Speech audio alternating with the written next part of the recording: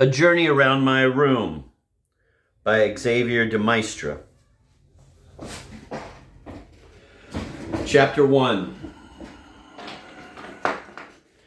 And many a deep author of wisdom quite sublime, I've read that too much traveling is an utter waste of time.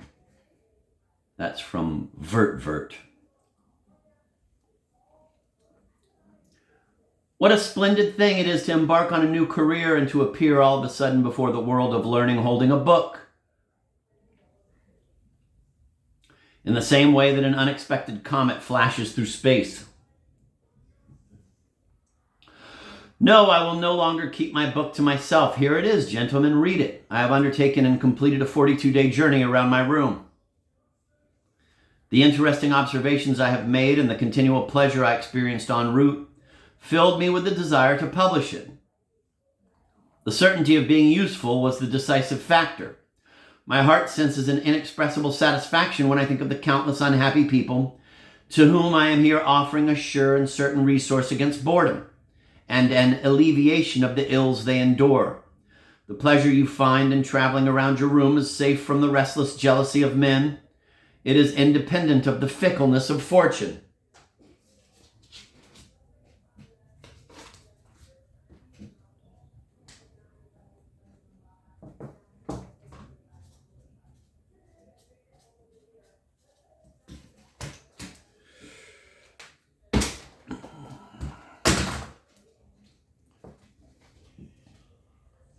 After all, is there any person so unhappy, so abandoned that he doesn't have a little den into which he can withdraw and hide away from everyone? Nothing more elaborate is needed for the journey. I am sure that any sensible man will adopt my system.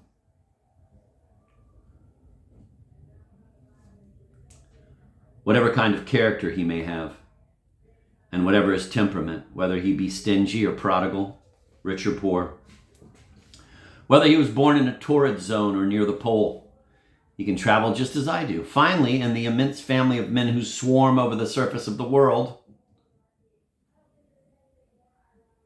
there isn't a single one, no, not one, I mean of those who live in rooms, who will, after having read this book, be disinclined to endorse the new way of traveling that I am introducing into the world. I could start to sing the praises of my journey by saying that it cost me nothing, and this fact deserves to be pointed out. It means that it will straightway be lauded and feted by those of middling wealth. And there is another class of men with whom it will be even more popular, for this same reason that it costs nothing. Quote, and who can they be? End of quote. Ah, you mean you have to ask? Rich people, of course. Furthermore, what a grand resource this way of traveling will be for the sick. They won't need to fear the inclemency of the air and the seasons. As for the cowardly, they will be safe from robbers. They will encounter neither precipices nor quagmires. Thousands of people who before I came along had never dared to travel, and others who hadn't been able to, and yet others who'd never dreamt of traveling, will be emboldened to do so by my example. Would even the most indolent of men hesitate to set off with me to obtain a pleasure that will cost him neither effort nor money? So buck up then. Let's be off. Follow me, all you who, because of some mortification of love or negligent friend, have been keeping to your apartments, far from the pettiness and perfidy of men. Let all the unhappy, sick, and bored people of the whole world follow me. Let all the lazy arise en masse. And you whose minds are brooding over sinister plans to reform your way of life or retire from it as a result of some infidelity, you who in some boudoir have renounced the world for good, you amiable anchorites of an evening, come along too, take my word for it, and leave those dark ideas behind. You are wasting time, which you could be spending enjoying yourselves, and you are not thereby gaining any time for wisdom. Be so good as to accompany me on my journey. We will travel in short marches, laughing all along the way at the travelers who have seen Rome and Paris. No obstacle will be able to stop us, and yielding merrily to our imagination, we will follow it wherever it wishes to lead us. There are so many curious people in the world. I'm convinced that everyone would like to know why my journey around my room lasted 42 days instead of 43, or any other space of time. But how can I tell the reader, since I myself don't know? All I can vouch for is that if the work is too long for his liking, I wasn't in any position to make it any shorter. All travelers' vanity apart, I'd have been happy with a single chapter. I was, admittedly, in my room with all the pleasure and comfort possible, but alas, I wasn't free to leave it as and when I wished. I even think that without the mediation of certain powerful persons who took an interest in my fate, and for whom my gratitude still glows strong, I would have had plenty of time to bring forth an entire folio volume. So greatly were the protectors who made me travel in my room disposed in my favor. And yet, reasonable reader, see how wrong those men were, and grasp, if you can, the logic of the argument I'm about to set forth to you. Is there anything more natural and more just than to put an end to it all, aided by someone who inadvertently treads on your toes, or drops some rather pointed remark in a moment of irritation occasioned by your thoughtlessness, or indeed has the misfortune to seem attractive to your mistress? You go to some meadow, and there, as did Nicole with the bourgeois gentilhomme, you try to make a court when he parries with a tierce.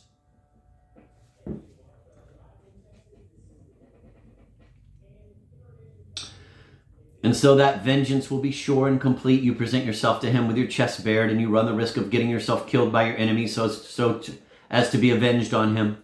Obviously, nothing could be more logical, and yet you come across people who disapprove of this praiseworthy custom. But what is just as logical as all the rest is the fact that these same people who disapprove of it, and want it to be regarded as a grave crime, would treat anyone who refused to commit it even worse. More than one unhappy man has lost his reputation and his job so as to conform to their opinion. The result is that when you have the misfortune of having what is called an affair of honor on your hands, it wouldn't be a bad idea to draw lots to find out if you must conclude it in accordance with law or with custom, and since law and custom contradict each other, the judges could also play dice to decide on their verdict. And it is probably to a decision of this kind that we need to resort in order to explain how and why my journey lasted exactly 42 days. My room is situated on the 45th degree of latitude, according to the measurement of Father Beccaria.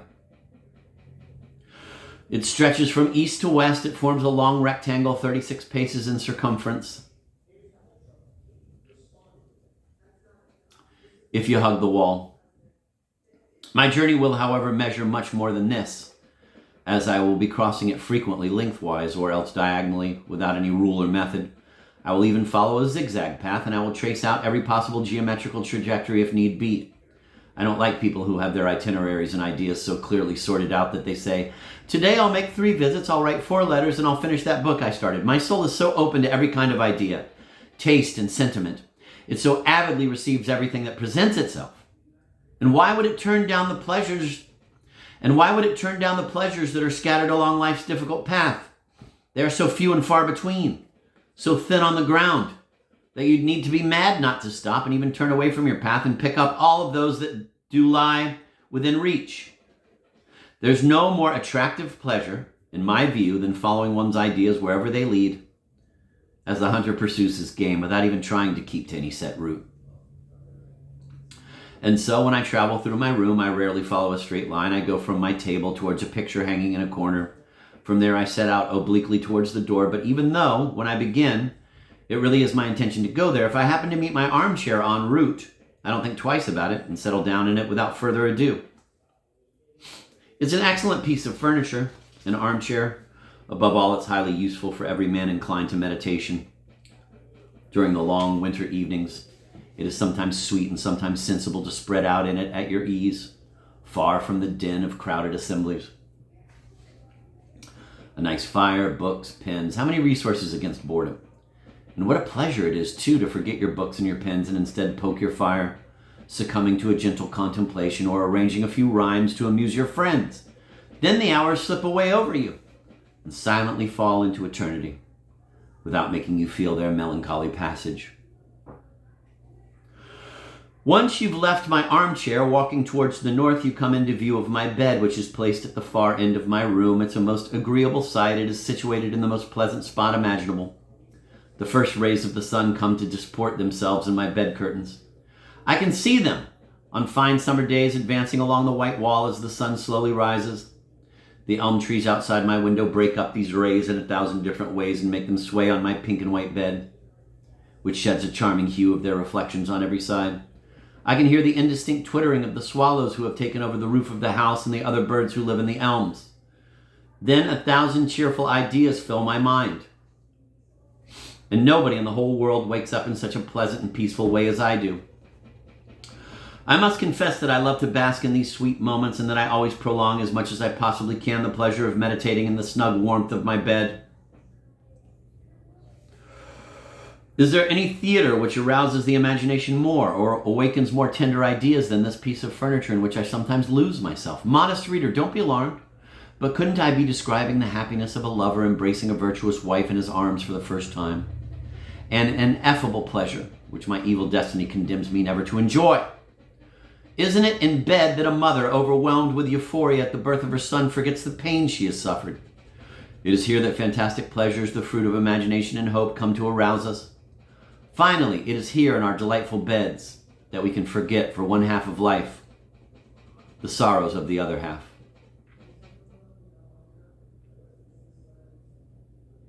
But what a host of thoughts, both agreeable and melancholy, come thronging into my brain all at once. An amazing mixture of terrible and delightful situations. A bed witnesses our birth and death. It is the unvarying theater in which the human race acts out successively captivating dreams, dramas, laughable farces, and dreadful tragedies.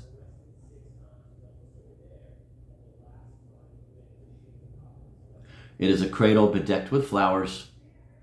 It is the throne of love. It is a sepulcher. This chapter is meant for metaphysicians and for them alone. It will shed the greatest light on the nature of man. It is the prism through which it will be possible to analyze and decompose the faculties of man, separating out his animal vitality from the pure rays of the intelligence.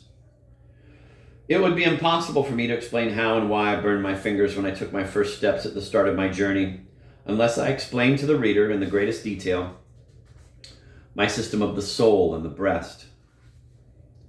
This metaphysical discovery has indeed such a profound influence on my ideas and my actions that it would be extremely difficult to understand this book if I did not give you the key right at the start. I have come to the conclusion by way of various observations that man is composed of a soul and a beast.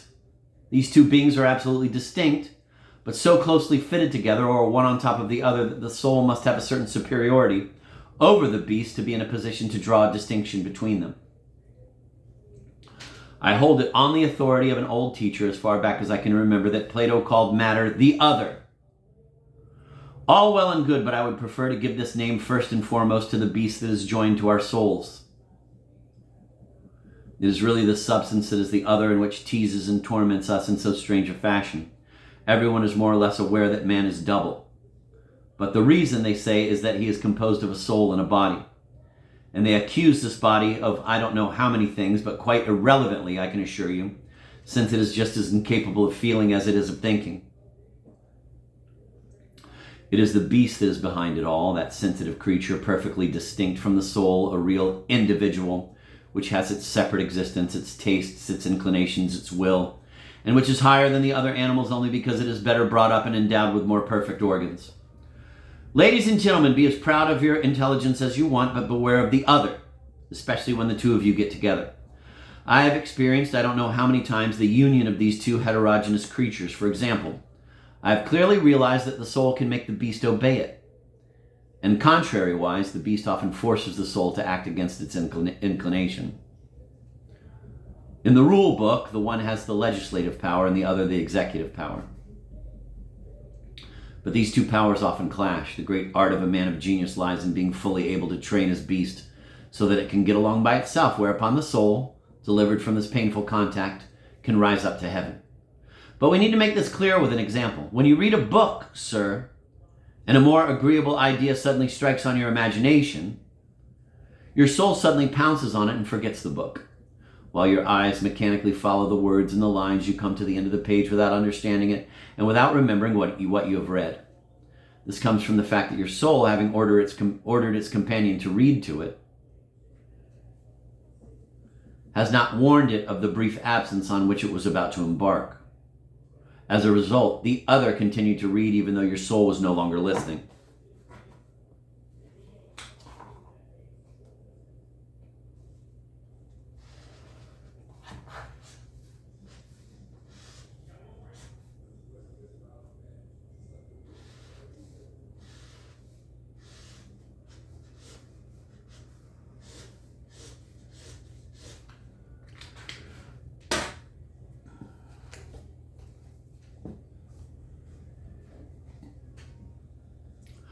Doesn't that seem clear enough to you? Here's another example. One day last summer, I was making my way on foot to court. I had spent the whole morning painting, and my soul, enjoying its meditations on painting, left it to the beast to transport me to the king's palace.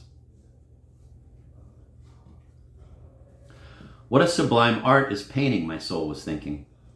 Happy is the man who has been touched by the spectacle of nature, who is not obliged to paint pictures for a living, and who does not paint merely as a pastime, but is struck by the majesty of a beautiful physiognomy and the admirable play of the light that suffuses the human face with 1,000 subtle hues.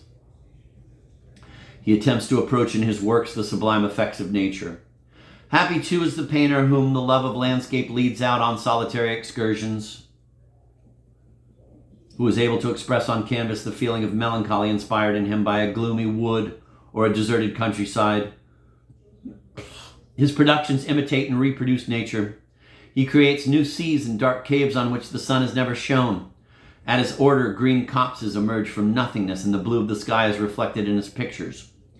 He knows the art of fanning the breezes and making the tempests roar. At other times, he offers to the eye of the bewitched spectator the delightful landscapes of ancient Sicily. You can see panic-stricken nymphs taking flight through the reeds from some satyr in hot pursuit. Temples of majestic build raise their proud heads above the sacred forests that encloses them. The imagination loses itself along the silent roads of this ideal country. The blue horizons merge gently into the sky, and the whole landscape, mirrored in the waters of a tranquil river, forms a spectacle that no lagoon can describe. As my soul was reflecting thus, the other kept right on going, God knows where. Instead of making its way to court as it had been ordered to, it drifted away so far leftwards that by the time my soul caught up with it, it was already at the door of Madame des Hauts Castle, half a mile away from the royal palace. I will leave it to the reader to imagine what would have happened if the other had entered all by itself the home of such a beautiful lady.